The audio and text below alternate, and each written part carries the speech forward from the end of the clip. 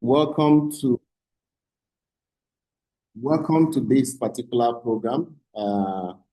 It's nice to meet all of you here, and thank you very much for keeping faith and being able to catch up with the time. My name is Joel Omike, and I will be the speaker on this particular webinar this afternoon. I have had an interesting career in addressing quite a lot in the HR space. Today, we are addressing a leadership problem, not a HR problem. Many organizations have HR functions, but fewer have HR that actually drives results. This session will help you diagnose where the gap is and what serious leaders are actually doing about the HR issues they have within their organization.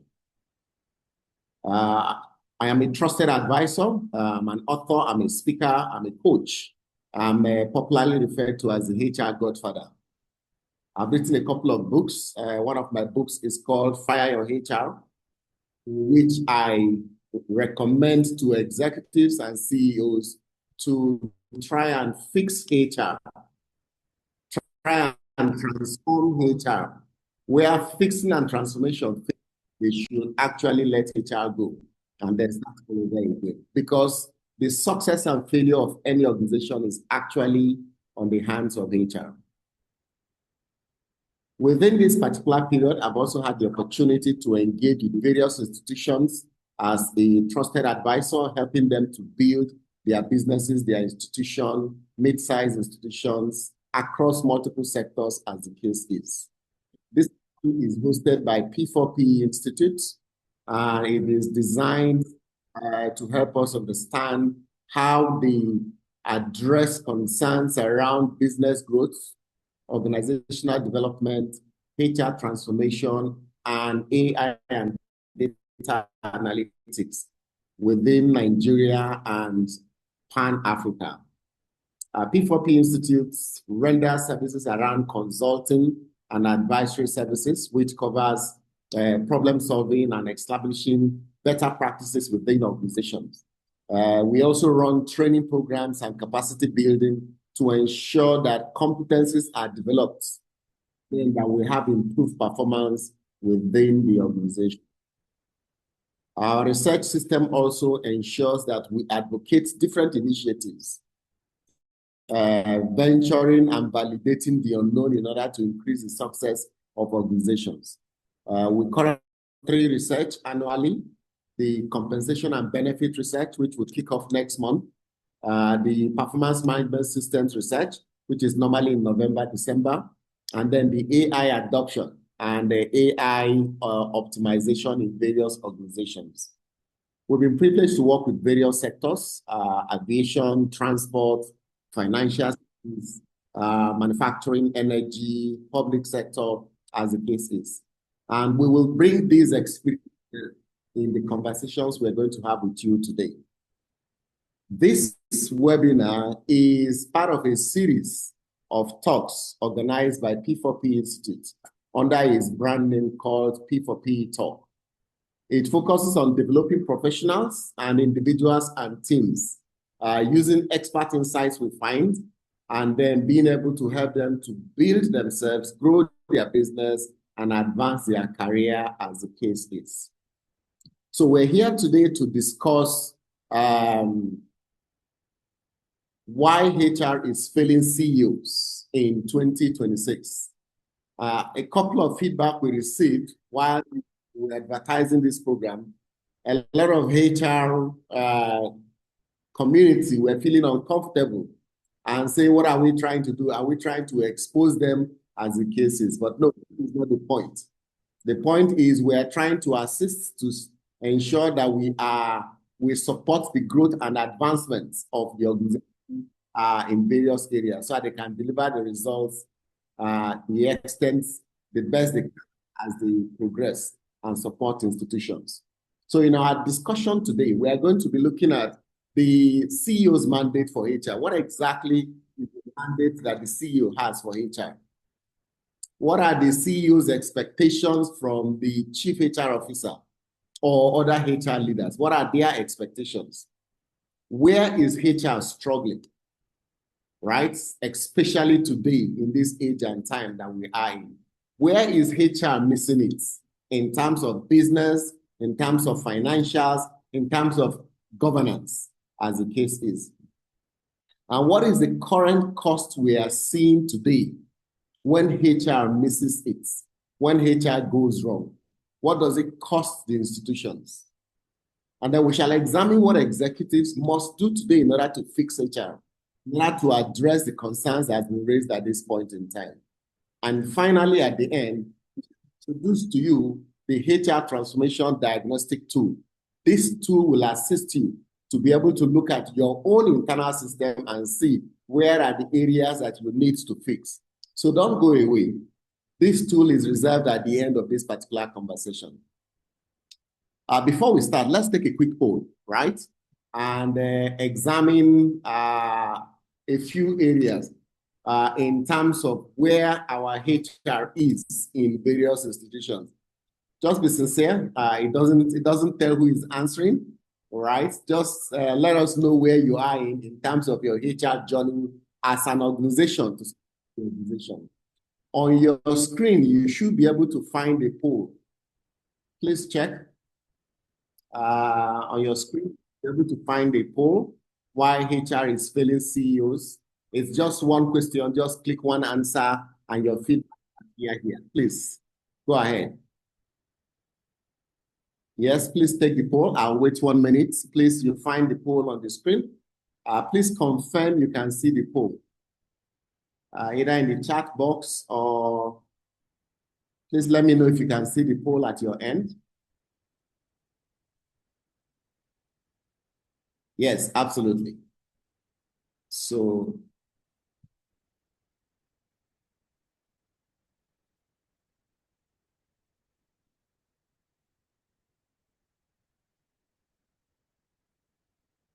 just quickly take the poll. Thank you. Thank you. Beautiful. Yes, absolutely. Thank you for the feedback. Yes, we shall wait for another 1 minute for everyone to be able to say their voice. We have 4 responses from 19 persons. Thank you. We have 8 responses now from 19 persons who are signed in. 9 responses. Good. Right. Thank you very much. Yes. Can the rest 9 persons respond? Thank you. So we have 10 responses now. That's about 55% response. It's beautiful. Thank you. Thank you. Thank you for taking the poll. We'll wait 5 more seconds and then we'll end the poll. 5, 4, 3, 2, 1. Thank you very much for sharing your concern. And so here I will end the poll and then share the results. So you will find the results on your screen.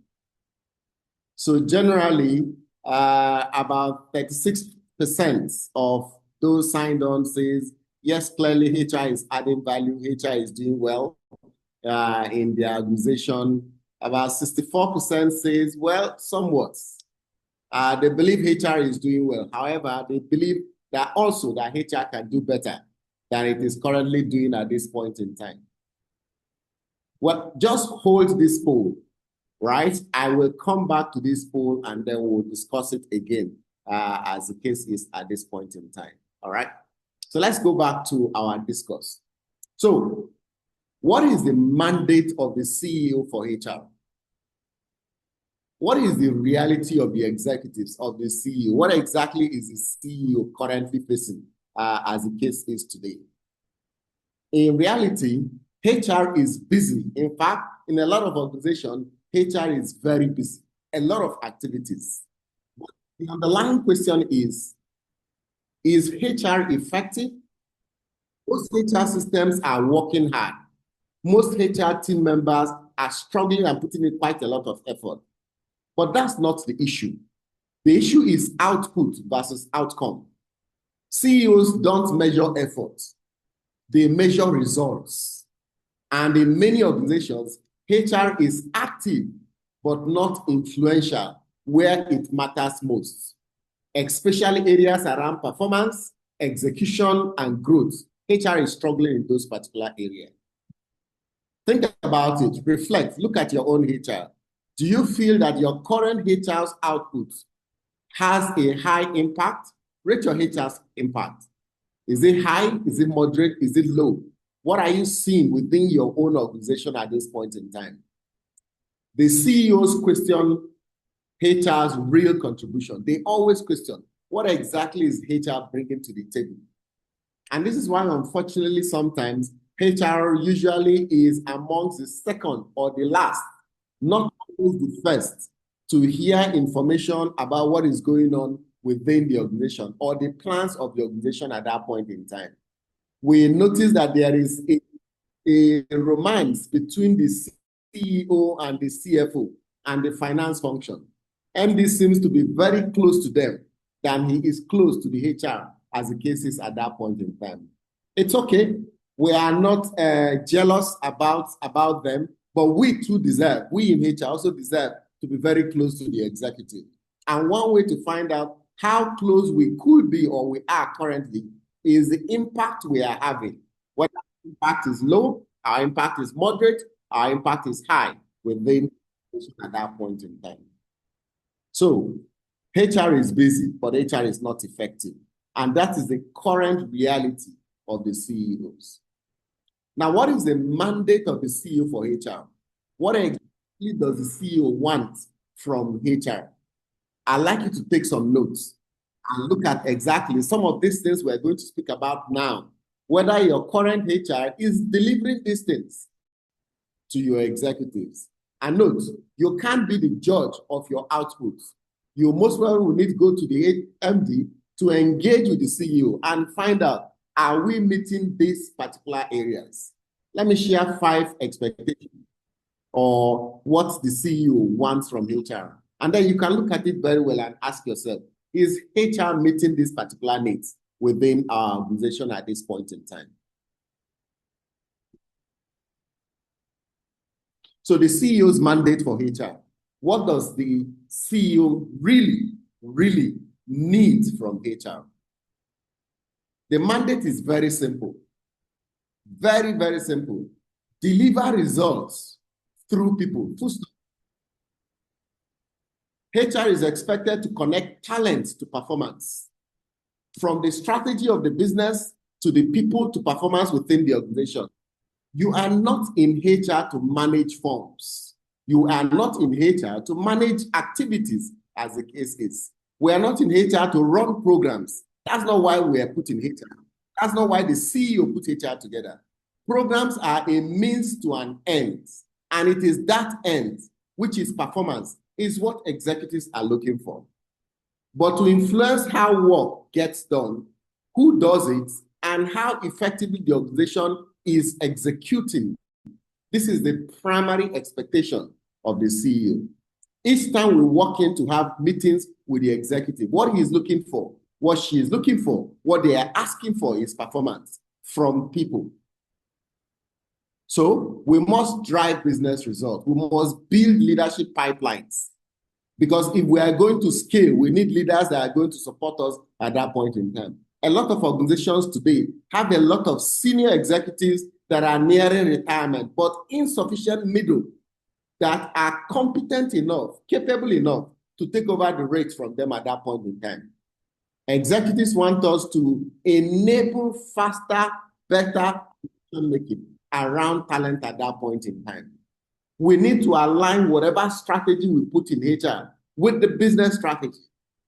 And like we said in business school, any strategy HR is implementing that we cannot draw a straight line from that strategy to the business strategy, HR is running activities.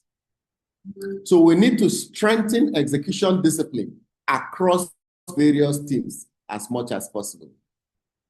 Now I'm going to pause and ask you to take a snapshot of this particular screen, right? This is exactly the mandate of the CEO. In your next meeting with the executive, share this document with them and discuss with them clearly how you can support the business to achieve these 5 objectives for them at that point in time. Now, if we're able to meet and cross these expectations, we will be pushing the needle towards performance and result within the organization. Most times, the CEO is buried in strategic thinking, decision-making, and driving excellence within the organization. They are not buried with people issues, and they would love not to be buried with people issues, because those people issues will slow them down, will drag them back. Whenever you go into them, you most probably are going in to ask for decisions based on the options you have come with. We shouldn't be appearing before the executives with issues without recommendations, with recommendations that do not drive business outcome, as the case is. So we can't be helpless before the executives, as the case is.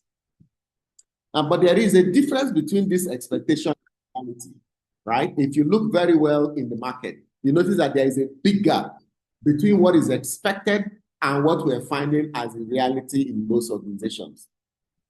So let's take those three things, those issues one by one, because this gap is where frustration sits at the executive level. CEOs expect partnership, right? Not support, not conversations that go nowhere, as the case is. They're expecting partnerships around the strategic direction of the organization. They expect it to understand the industry, understand the market we are playing in, understand the regulatory requirement within our space, not just HR issues, as the case is. And then from that understanding and that insight, they should be able to operationally deliver what will help them to achieve results, as the case is. So the first requirement and expectation of the CEOs is partnership. If I ask you, does your HR consider itself a partner to the executive team? I'm sure a lot of HR people out there will say yes. But let's ask the question also to the CEOs, to the executives. Do they consider HR as partners to what they are doing? I'm sure a lot of them will struggle to say yes if you look at the statistics and the numbers at that point in time. Secondly, the executives want to be able to take decisions based on data. So how much data are we mining? How much data are we churning out and giving to them so that they can take decisions? They are not interested in reporting, because that's what we do regularly today. The basic HR report is about headcounts, total amount of money paid by salary, total number of people that have attended training, engagement level, attrition rates, right? We are just reporting what has happened. Those are history. They are looking for data that will give them insight. Insight is into the future, so they can do better at that point in time. Most of the data will bring, most of the reports will bring to the executives are historic. They are hindsight at the best, as the case is at that point in time. All right? So the gap frustrates the CEOs. They don't want support because that's what we're giving to them at that point in time. They expect insight, but we generate reports for them regularly. In today's world, reports generation is automated. A lot of softwares and tools can churn out reports even before HR can say anything, as the case is. So we are irrelevant when it comes to reporting, as the case is at that point in time. Okay? They also want us to be proactive with planning, right? The problem is not intention. I mean, everybody has good intention, as the case is. It's actually about capability and positioning. We must not be reactive with execution, but we should be one step ahead with planning, replanning and reconfiguring the organization, because the dynamics of the market continues to change. So we should try as much as possible to make those changes down the line, as the case is. Finally, the executives also want alignment. They want alignment to the business, to the direction of the organization. Until this gap is closed, the relationship between the executives and CEOs and HR will remain strained. Because most times we are functionally isolated. We are buried in our cocoon in the HR office, as the case is, always buried on our laptop. And insufficient time and engagement and alignment with the executives, as the case is. In fact, if we are true partners in alignment with the business, we will spend less time within HR and more time in the field, in the business, engaging, understanding, supporting, driving, pushing, partnering, and making things happen at that point in time. And I always ask some of my mentees when we're discussing HR, and I said, how much time do you spend within your office in HR? And trust me, it's close to 90% for most HR persons. And I say, how do you become a partner if you are in isolation with the person you're partnering with? If you are not in constant engagement, as the case is. So it's time for us to move that needle and try to close this gap, as the case is. Now, we've seen the expectation of the executives. We've seen what they want from HR. The next question is, what is the current state of HR? We've seen what they want, but what do we find within the HR space? How is HR coping currently at this point in time? This is what we are seeing across all our consulting engagements with a lot of organizations in various areas. What we see across various industries as the cases. We've seen this in banking, in manufacturing, in FMCG organizations we've worked with. We've also seen it in public sector as the case is. Across multiple... She said she doesn't want to bombard you. You'll give us. Thank you so much, sir. Thank you. Person to mute. Thank you so much, sir. Please, even aside all of this as well, you know, if you want anything commercial, residential, anywhere, we are serious people. We don't stress. Thank you. Okay, thanks. So across multiple industries, systems are disconnected. We see a lot of disconnection. Even within the HR space, there are silos in HR. Recruitment is not talking to performance management. Training is not talking to, to payroll and compensation and benefits. Performance management is not speaking to career management and talent management as the case is. Each person is running his own scripts. How can a house divided be able to support the business at a larger level at that point in time?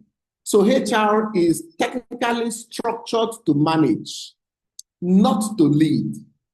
We are not designed by our organizational architecture to lead the business.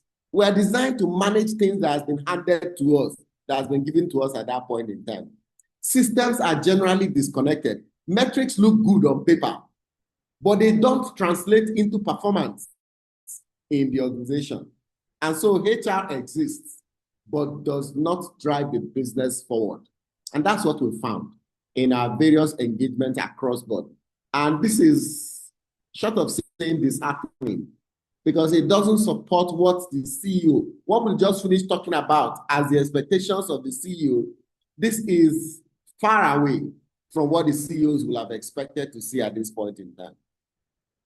But why is this so? Why is HR looking like this? What do you think? Why is HR focused on efficiency, not on business? Why is HR so activity-driven, not impact? Why is HR so fragmented? Why does HR have limited influence? Why is there a weak link between HR and strategy? Can you attempt to share some thoughts on the chat box? What have you also discovered, either within your own environment or across discussing with other HR people? What have you discovered about why HR is the way it is today? What exactly is our problem? What do you think? Please share in the chat box. 1 word, 2 words, 3 words. Something that reflects your understanding of what you have come to see, why HR is like this. Okay, someone says leadership expectation. Right. Okay. Perhaps the expectation of the leadership makes us not be able to put ourselves together. Wow. Historic lethargy. Our past is haunting us. I think that's what I can read from what she shared at this point in time. Interesting, interesting. Misalignment in expectation. Nice one, I like that. Misalignment in expectation and giving support. Okay, legacy staffs. All right, we inherited some staff that just won't change. Nonchalant attitude sometimes.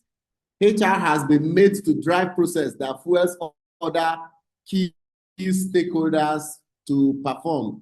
And I like that expression. Yes, HR drives the processes that fuel other stakeholders. Yes, but it does not mean we should always be reactive, because that's the problem.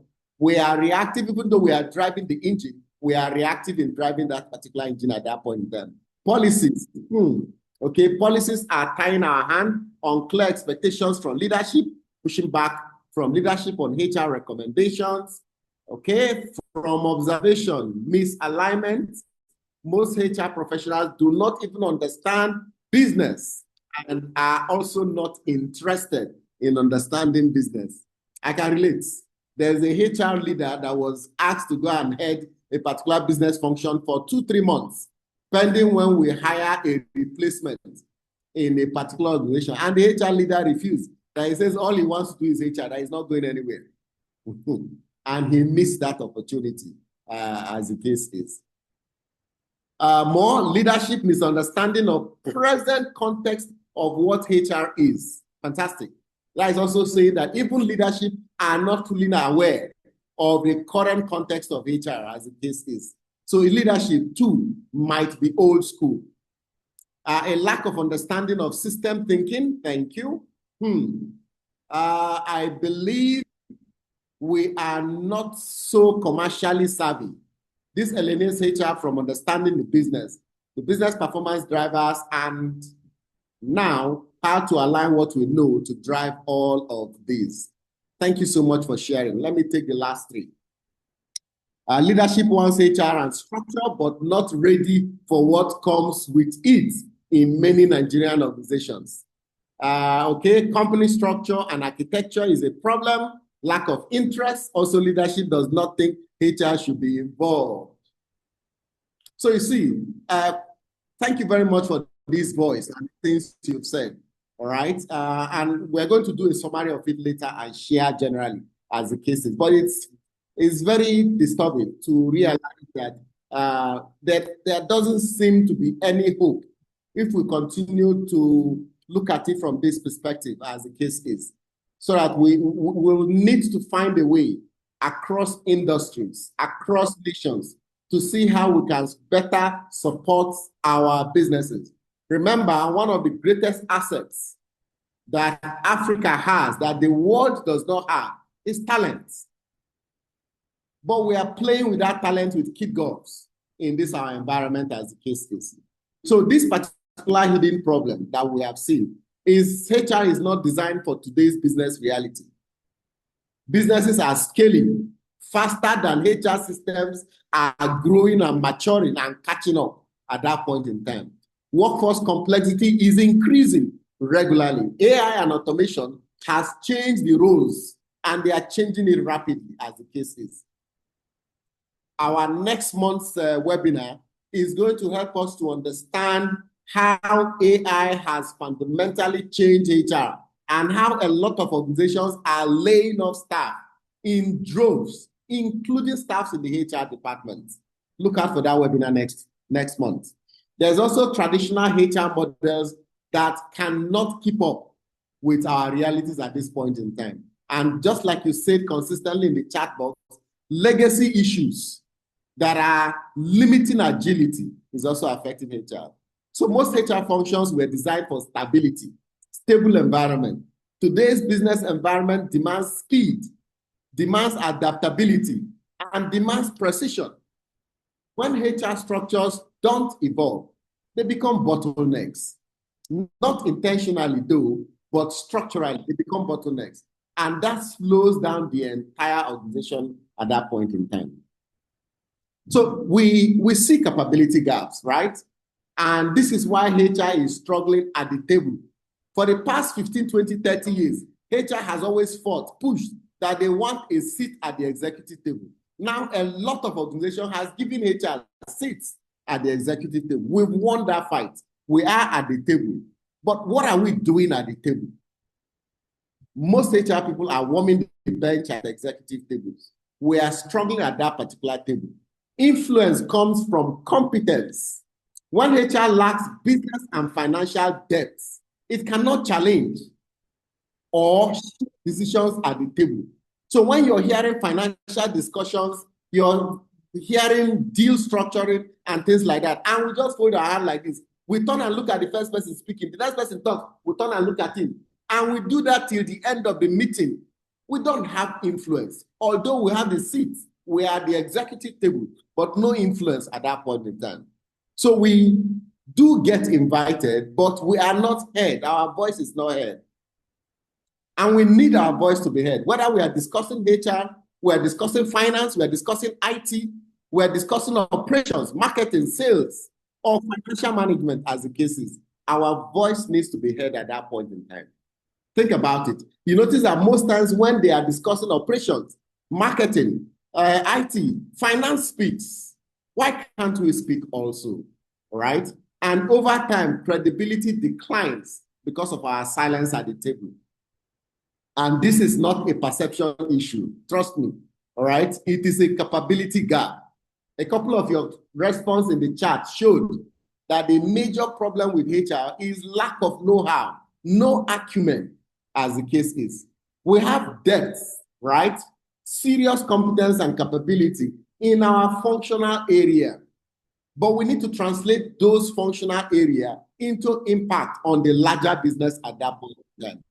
This is why we are failing the business. And the cost is expensive. It is really, really costing organizations very high. And this is what CEOs are paying for this misalignment from HR. The cost of ineffective HR is not so visible, truly, at least not in one place, right? It shows up everywhere, so to speak. Missed targets, we miss targets, all right? Slow execution speed. We go for business planning, strategic thinking, and we finish planning, everything looks fantastic. But the people, the competence, the engagements, the tools, the resources required that HR could have supported us on fails in one way or the other. It's okay sometimes we blame the executives for not acting on time, but it comes back to our table at that point in time. Studies have shown consistently that productivity losses and turnover costs are tied to poor talent systems. Productivity loss, turnover costs, they are tied to poor talent systems. HR's inefficiency is not soft. It is expensive. And it typically ranges to almost 15%. Imagine 15% of the bottom line each year eroded because we were inefficient or ineffective in delivering results at that point in time. This is very, very disturbing as the case is. You see it across in various areas. The pipeline is very weak. Sometimes we deploy executives into shoes that are bigger than them. They were not prepared for it. Or sometimes we get on talents that are overpaid and they join the organization only to destabilize the entire structure that you have already at that point in time. And because we are not looking internally to support the growth and development of others, everybody downs tools mentally. And so we have limited growth and performance at that point in time. Generally, there is a poor return on talent investment. CEOs are paying heavily for this. They go cap in hand every board meeting to defend, to seek for approval, to continue to work with the HR that we have and the systems that we have at that point in time. And the board is interested in how we're doing from a HR point of view, from a leadership point of view. Because they also need to account to the shareholders and the owners of the business how they have managed the funding that has been given to them at that point in time. All right. Now, here is a diagnostic for the CEO. How do you know your HR is not working? We have spoken a lot so far. How do you know that all the things we say does not affect you? It is other organizations. That your organization is immune to all the things we've said so far. How do you know? Or how can you check? Right? Here are some signals, 5 signals that you can check to see whether some of these things are in your domain also. And please, as we go through this five, ask yourself, how many of these signals exist in your own organization, right? So let's look at it. One, strategy changes, but HR does not adjust. So you don't need a full audit to suspect there is a problem in your organization. These signals are very visible. Two, high activity in HR, but low measurable impact. Imagine a HR department that is busy running organization-wide customer service training or organization-wide health and safety training. That's a lot of activity, but ask for impact. What exactly is the impact of this training we're doing at this point in time?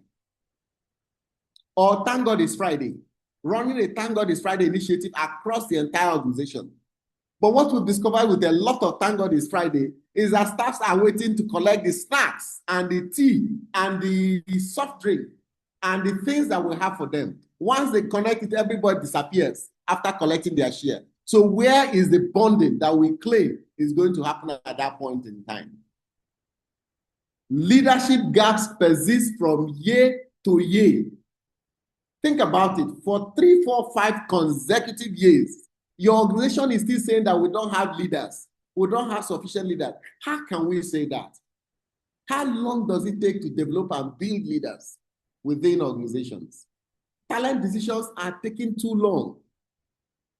And in all honesty, we can blame the executives for talent decisions that take time.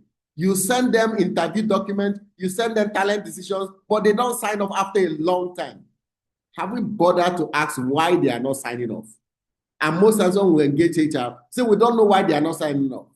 So you see, that is where the work is, right? Then performance management systems that do not differentiate results, that do not differentiate from guava to apple, does not differentiate from orange to tangerine, as the case is within the organization. And so all of us are mix and match. Everybody is waiting for the end of the performance review for performance outcomes, as the case is at that point in time. So for our executives, seriously, if you see 3 or more of these problems consistently, then HR is not aligned enough with your business needs. The question then becomes, do you fix it or do you continue to manage and work around it? I was talking to one CEO in one organization. He said, my HR is a principality. Please, what does principality mean? When an executive declares that his HR is a principality, what does that mean? That's an example of a CEO that will end up managing around the issues that he has within his organization at that point in time. So how do you fix it? How do you look at these blind spots that you may have within the organization? All right, and to ensure that you are able to achieve great results in this particular area. Many executives don't know what HR should deliver. And in one of our comments down the line, it was said that a lot of executives and CEOs are not in touch with the current reality, the current context of HR.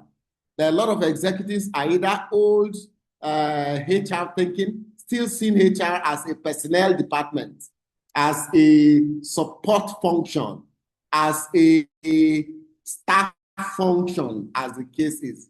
With that mindset, they will end up having blind spots. So how should executives work around these blind spots? One of the issues that creates blind spots for executives is unclear definition of what success looks like in HR. When you say your HR is succeeding, they are impacting on the business. What do you mean by that as an executive? And that's what some people said in the chat when we started. They kept saying unclear expectations from leadership. This number one area, unclear definition of what success looks like. We are going to pin this blame on the CEOs. I'm sure HR out there are feeling happy. No shared metrics between the CEO and HR. Take your KPI in HR, the HR scorecard, right? Identify one KPI on that scorecard. take the CEO scorecard and identify another KPI that is exactly the same thing on the HR scorecard and on the CEO scorecard, which means that if HR fails, CEO fails. If you can't find that KPI that is consistent in those two, then there is no shared metric between the CEO and the HR. This is another reason why we are failing the CEO. 3, misaligned expectations across leadership. What do you mean by this? Book a 15 minutes meeting. Go and sit down with the CEO and ask him, what is your expectation of HR? Write down all the things the CEO says. Book another meeting. Go and meet the EDs, other members of ESCO, the GMs, the executive directors in the organization, and ask them what is their expectation of HR. If they don't all speak the same thing, then there is a misalignment across all the executives. And usually when we run strategy retreats for executive team members, there's a particular question that we ask. And usually the executives respond with different answers. And we tell them clearly that, guys, you are not on the same page. And once you're not on the same page, how can you move the organization forward? Becomes very difficult at that point in time.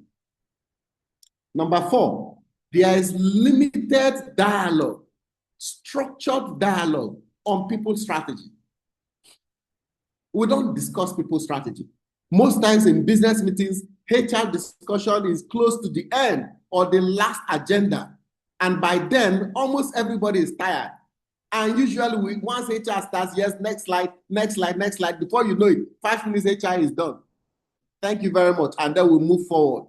So there's no structured dialogue, no structured discussion on people's strategy for the business at that point in time. Try it if you can. As a CEO, make sure that next meeting that you have, next monthly performance review, discuss finance, discuss HR, before you start discussing the rest of the business, and see what mindset change that will have to. And if you're bold enough, discuss HR with finance, and see whether finance are in sync in terms of performance and result that we are getting within the organization.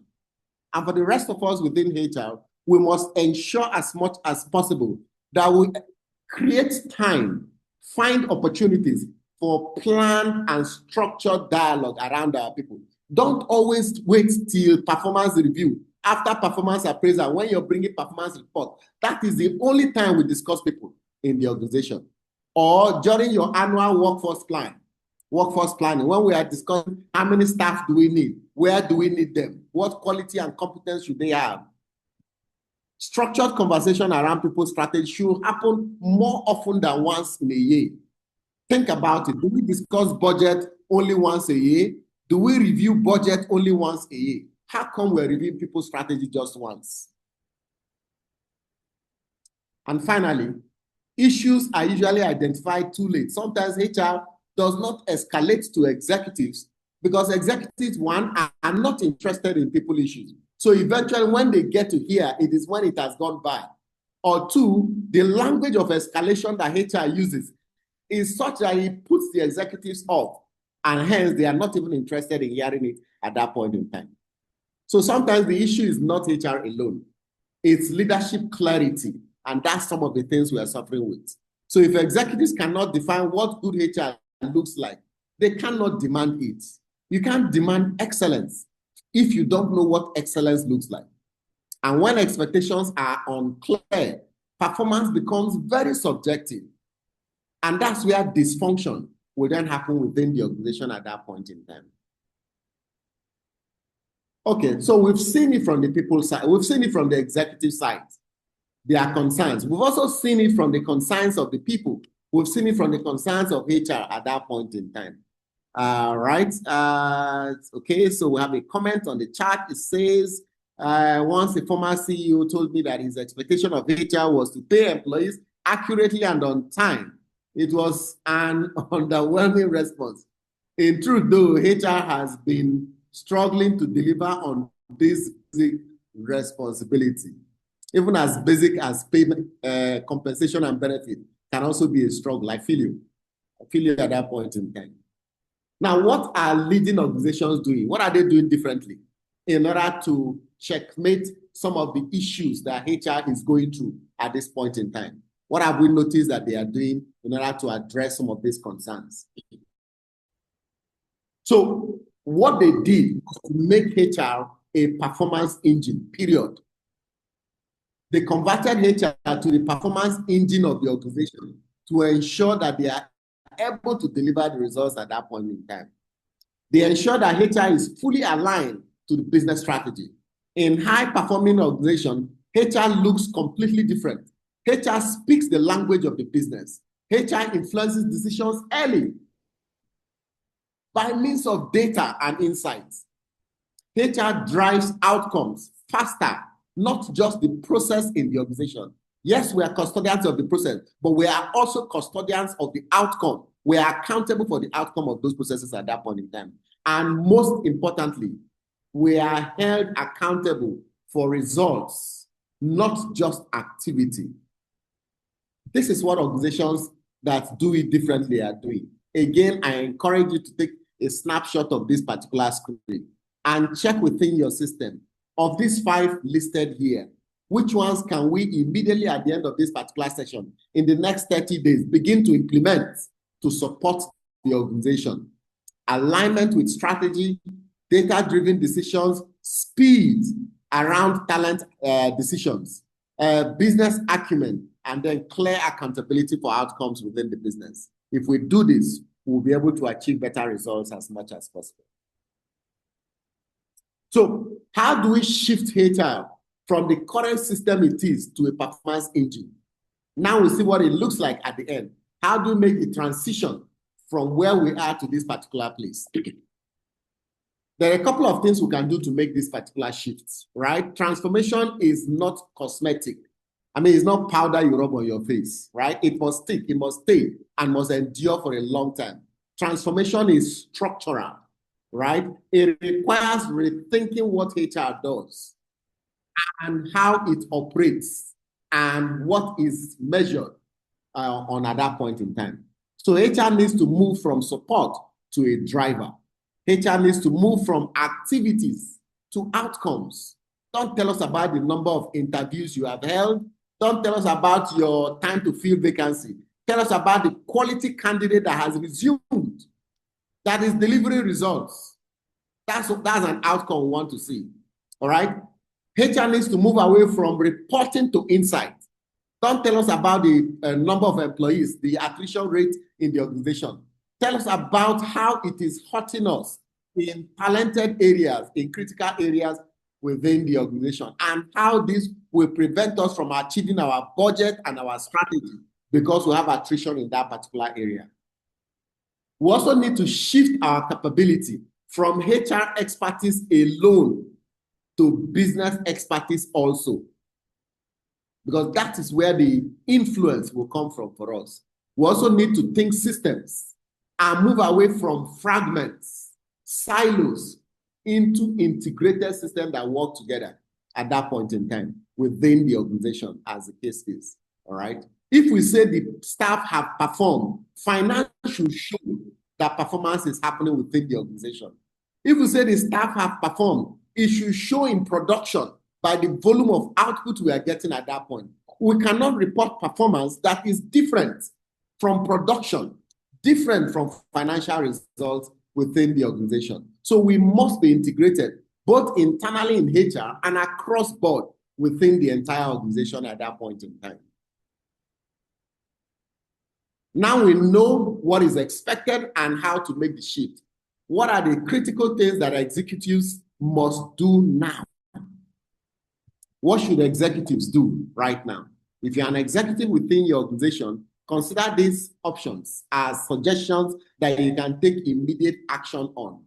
All right?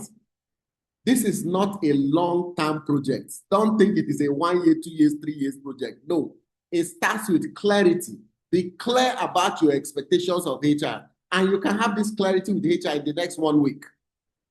You can spend some time personally or engage your peers in the industry or engage consultants to be clear about the expectations of HR and sit down with HR to create that clarity at that point in time, and also ensure accountability.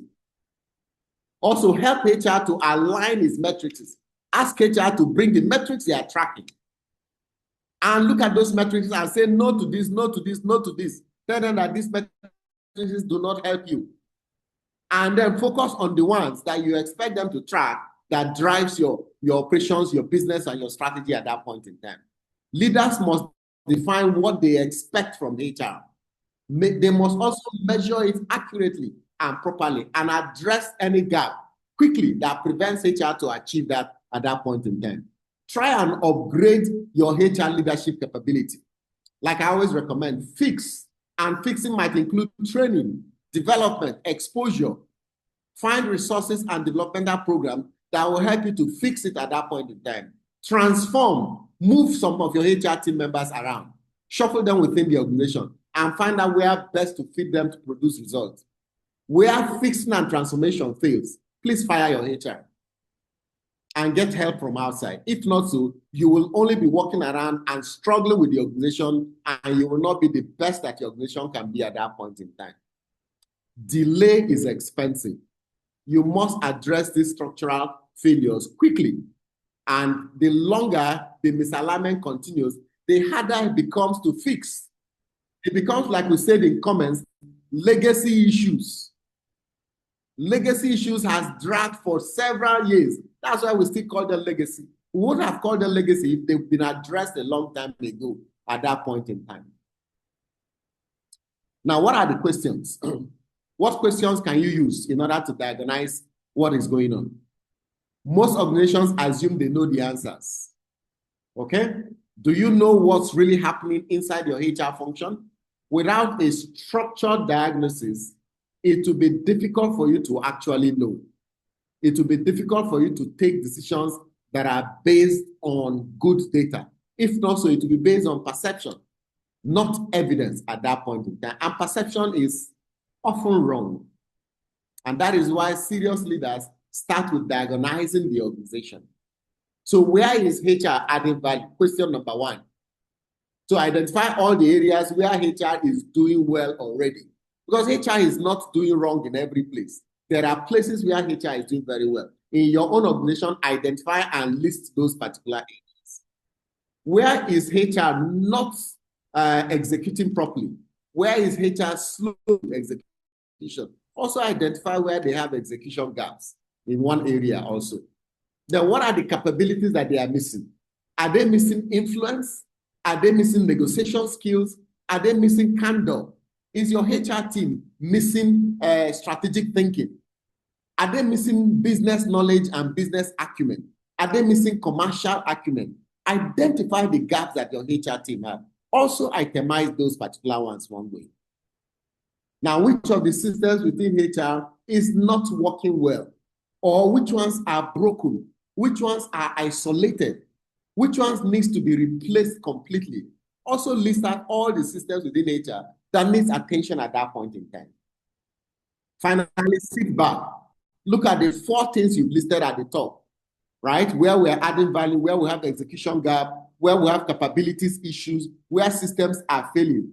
And then choose what should change immediately, step 1 or phase 1. Which one do we defer to phase 2 and phase 3 at that point in time? You must be deliberate and structured.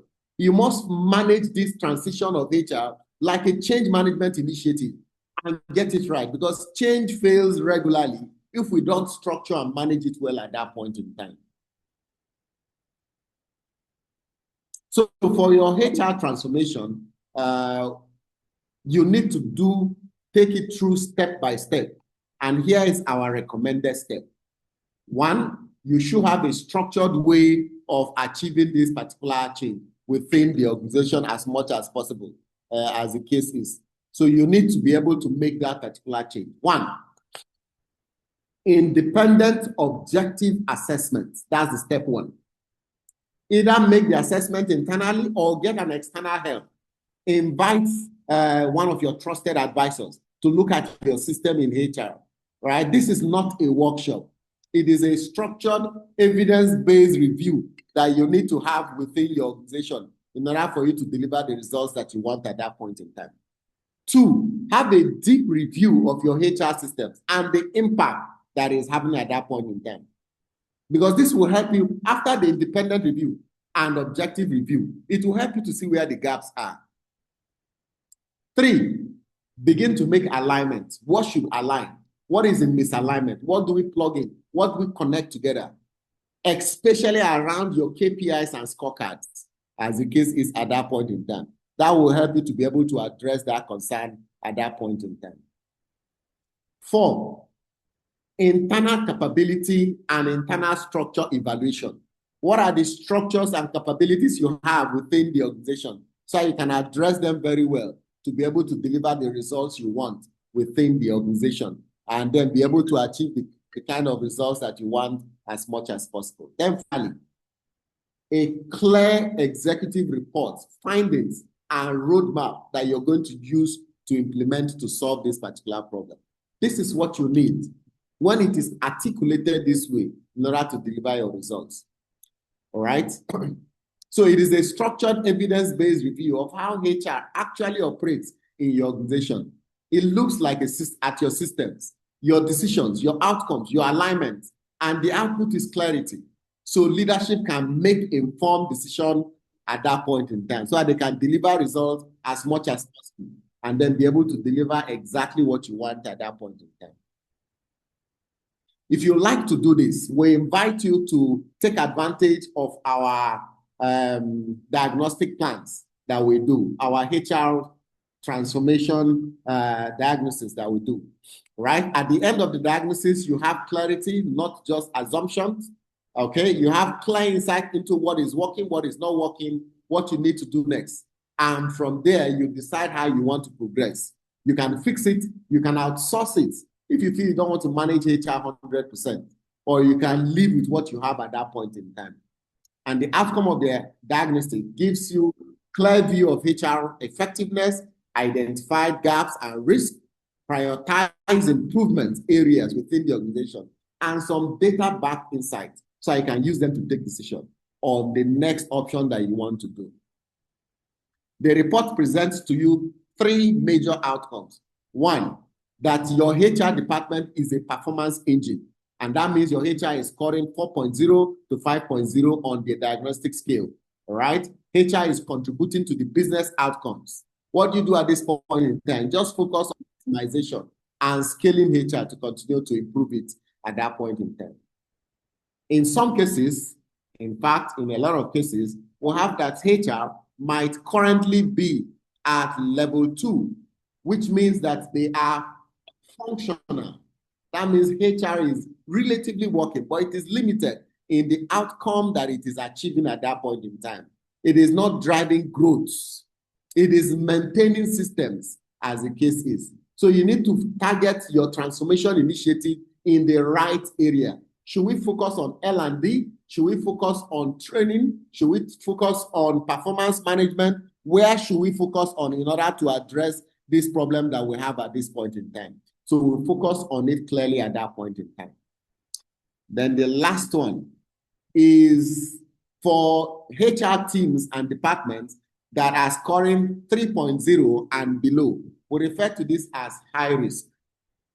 HR is not aligned with the needs of the business at all at that point in time. In fact, HR is struggling to deliver the results that it's supposed to deliver, as the cases. And this needs immediate intervention for you to address those concerns at that point in time. So if this looks like what you would like to do and pursue, this is our call, our charge to you. You cannot fix what you don't understand clearly, all right? So you need to diagnose. HRs impact every part of your business. And misalignment, like we said, is very expensive. This is where your leadership matters. Ignoring the problem does not remove it, right? Rather, it compounds it. It increases it in various areas. If HR is central to your performance, then understanding it is non-negotiable. You must understand HR, right? And the first step is clarity. Clarity of HR and clarity from HR on the other areas. Everything else will follow up from that particular point in time. So scan this particular code or give us a shout out, and we'll be able to assist you with this particular service initiative. If you want additional resources, you can read or you can review on some of the things we have covered.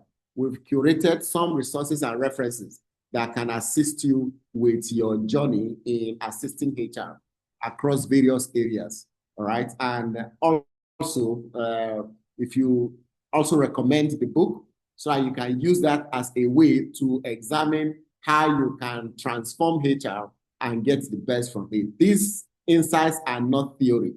They are grounded on global research, on African environment, and they are observable organizational patterns in various areas. The trends are consistent across markets. The difference lies in how leadership responds and how quickly you can take actions in those particular areas. Thank you very much for the opportunity to have listened to us rant and rave about how to get HR working properly for you, for your organization, and for the greater society at that point in time. My name is Joel Omike, the HR Godfather. Thank you very much for the opportunity. I welcome your questions and comments as we come to the end of this particular webinar. Comments, questions, feedback?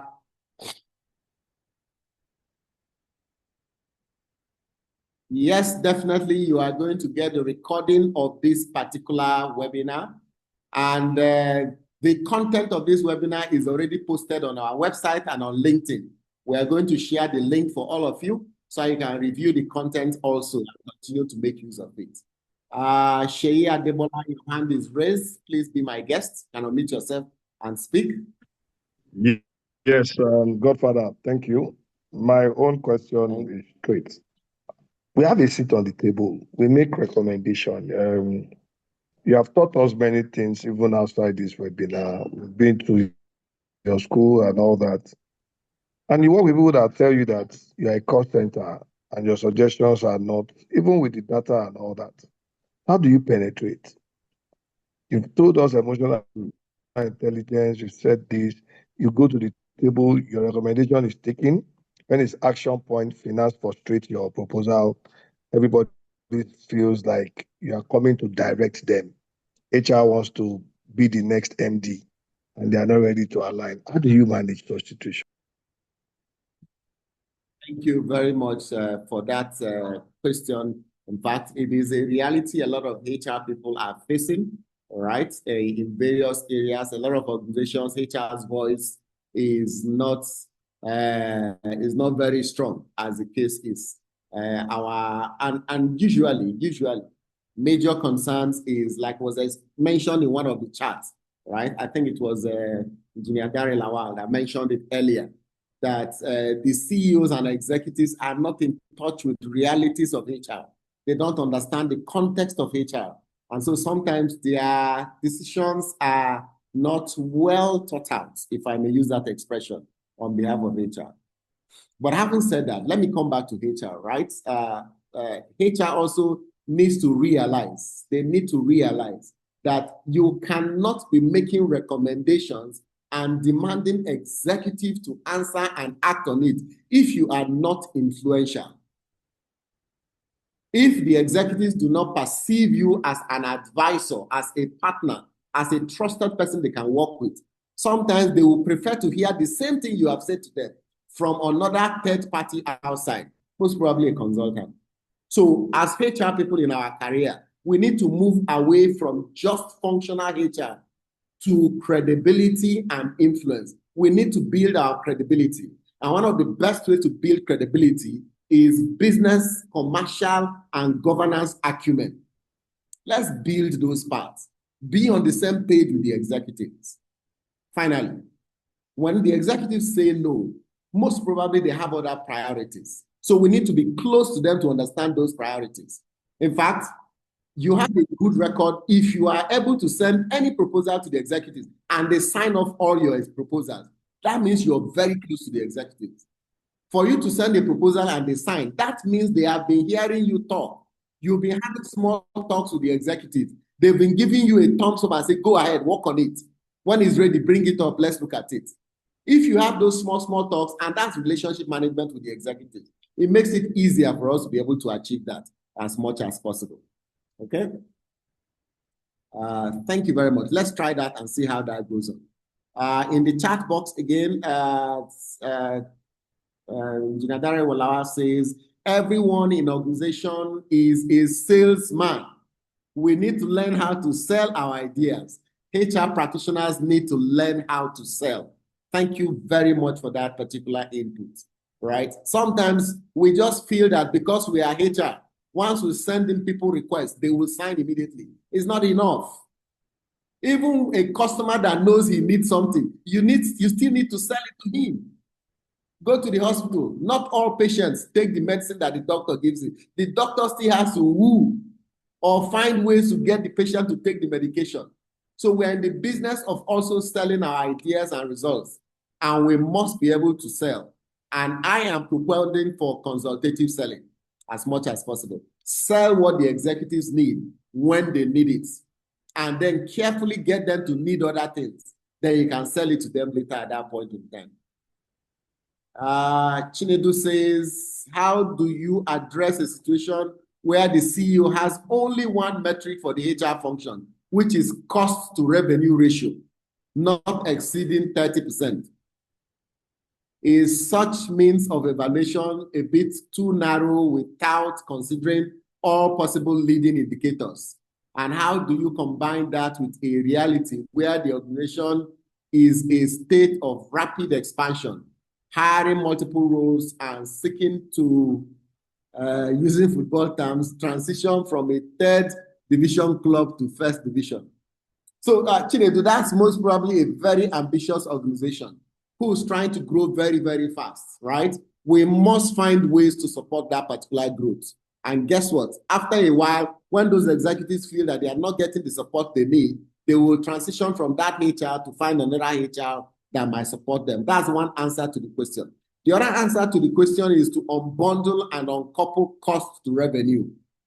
What we should do as HR is to support revenue drive. Since cost to revenue is the ratio, let's help the organization to increase revenue. So if we drive revenue growth in the organization, it makes the ratio look as if it's in our favor. Because once the revenue becomes high, in that case, your cost to revenue becomes high also, so that it's easier for management to be able to support any initiative you bring on that particular table. But if revenue is not growing, even if you're the CEO, there is no way you will continue to incur cost. Because at some point in time, you will need to cut your losses as the case is, right? So my recommendation is let's support the growth very quickly, very rapidly. Secondly, let's drive revenue extremely fast. And let's see alternative ways we can manage costs while we support that executive at that point in time. In between it, through your trusted advisory skills and competence and capability, you can then help the executive to understand there are certain costs that there is nothing you can do about the cost. All right, thank you. Ifoma Chikezie says, in recent times, the structure architecture is changing globally. The big corporations are breaking down HR leadership into other capabilities. The recent move made by Microsoft, what's your views about this and how soon this will get to us in Nigeria? I think it is here already in Nigeria. Let me answer from the bottom. It is here already in Nigeria. There are a lot of institutions already who are downsizing and are restructuring already within our space. A lot of them are going AI as the cases, and they are addressing some of these things very well. In our next month's webinar, we have a veteran who is going to be discussing with us on how organizations are changing structures and how HR can respond very quickly in those particular areas. So I encourage you to be a part of that particular webinar next month, somewhere around the 21st of April, and then we'll discuss properly how these new structure, emerging structures are affecting various organizations. In fact, what you have said, Ifoma, even Mark Zuckerberg is building an AI that is going to replace a lot of his executives and replace himself as the case is. And he's currently on beta testing. He's already testing that particular AI. In my organization, I have also built a couple of executive AIs, a CFO AI a CEO AI, a CTO AI, a chief marketing AI, all right, and a chief governance officer AI. All of them are currently being tested before we deploy it to the market. The market is changing. HR needs to be able to see this change and wake up to be a part of it as soon as possible. Felicia from Mocha says, what happens when HR has done everything possible? Integrated systems, leadership aligned, etc., but you don't make actual sales. Then not making sales becomes the only problem that discredits every other thing you have done right. What do you do at that point in time? This is not your only problem, right? When sales don't happen, it is not just a HR failure. It could be a market failure, it could be a structure failure, it could be a product failure, it could be a lot of failures, but all hands needs to be on deck. Instead of shifting blame, let's look inwards and say, what could we have done differently? What else can we do to support the sales process at that point in time? Sales is very sensitive. In fact, it is the second most important thing an organization must deliver, as the case is. After customer service and customer experience management, the next thing is sales. We must be able to bring sales on board. And if you remember what was said earlier, that everybody is a salesperson, even HR people. So we must find ways to support the actual sales in the organization, either by enablement, empowerment, retooling, or even a change of market focus at that point in time. So we need to see what we can do to support them. Okay, yes. So Engineer Larry says, HR is failing to influence management. What are we encouraging management to measure? What is the component of performance management system so we can arrive at management's outcome expectation? These are very, very interesting food for thought for us. What exactly is our influence quotient at management level? What is the focus? What are we placing in as front burners for executive teams to look at that point in time? Sometimes our performance management interestingly focuses on activity. Remember, you're focusing on attendance. You're focusing on number of times he visited the customer. You're focusing on number of documents he generated. Performance management beyond activity must focus on result and outcome. If we drive performance management from an outcome and result focused area, I'm sure executives will smile better and have a better outing time with us. All right, thank you very much for the questions, for the engagements, for the feedback. The channel is still open, right? Feel free to book a meeting for a free 15 minutes, 20 minutes, 30 minutes discussion with me. I can engage and discuss with you about your organization and give you a few pointers to progress with it at that point in time. Use the link that you find on the screen, and I'll be able to share with you some deeper thoughts in those particular areas. There's little we can share in 1 hour. There's a lot to be shared, so to speak. Right now, visit our LinkedIn profile, visit our website. You will find this particular course that you have just gone through. The full material is available for you as an article. So you can download and read it and continue to engage with it at that point in time. All right. For the book. So I'm just going to type on the chat. You can always get the book. When we send our last mail to you, you are going to find links of how to get the book at that point in time also. But here is you can easily get the book via your HR. Just follow this particular link. It takes you directly to the book, and then you can get a copy of the book. You can order for the hard copy. It can be delivered to you anywhere in Nigeria, as the case is, or you can take the soft copy and begin to read as the case is. The diagnostic tool is available once we finish discussing. We can then agree on how to address issues and move forward at that point in time. Thank you very much. It's been nice working with you and discussing with you. Keep the conversation going. Let's go back to LinkedIn, share your thoughts, share your perspectives, share what you agree with, share what you're going to work on, and so forth. And let the wider community understand that it is time for HR to do more and to be able to support the business in 2026. Thank you very much, and do have a lovely afternoon to you all. Thank you. Thank you. Thank you. Thank you.